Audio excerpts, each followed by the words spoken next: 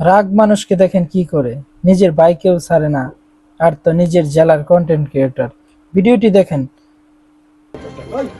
যে ভিডিওটি ছোট্ট দেখার শিশু অনুরোধ কি রইল। অপরাধ ভিডিওটি করেছিল দেখেন সাইমন? এবং কি তার আপনার পাশে মতামত দাঁড়াইতে বলার জানিয়ে পরে এই দিবেন। ধরনের কেন? যে কার ও দোষ দুনিয়ার আলো বেশি, তেমন দেখে কে নাই। কেমন?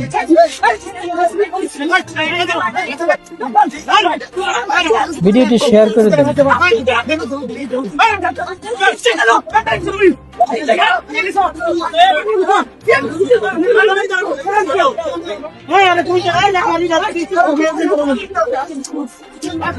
যার কলজা আছে ওর পাম্পে গিয়ে কথা বলা। তার হাতে কেন?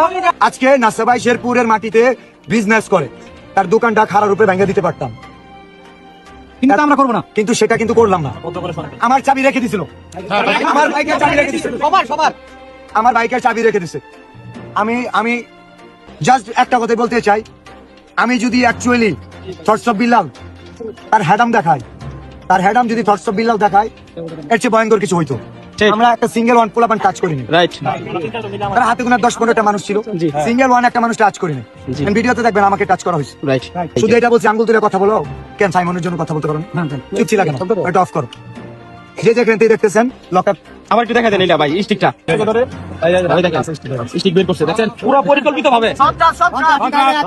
এই নাইলতাবাড়ির একটা ছেলে, এরকম একটা বাচ্চা ছেলে শেরপুরের পূর্ণিমার জন্য এই চকপাঠকের মানুষের জন্য ভিক্ষা করতেছে আমার টিম, রাইট। পুরো বাংলাদেশের কন্টেন্ট ক্রিয়েটররা। ভাই আমি আসছি, আর এই ছেলে স্টেক দিয়ে মারতে চায়। এটা কি থটস অফ বিল্লালকে মারা না মানবতাকে মারা?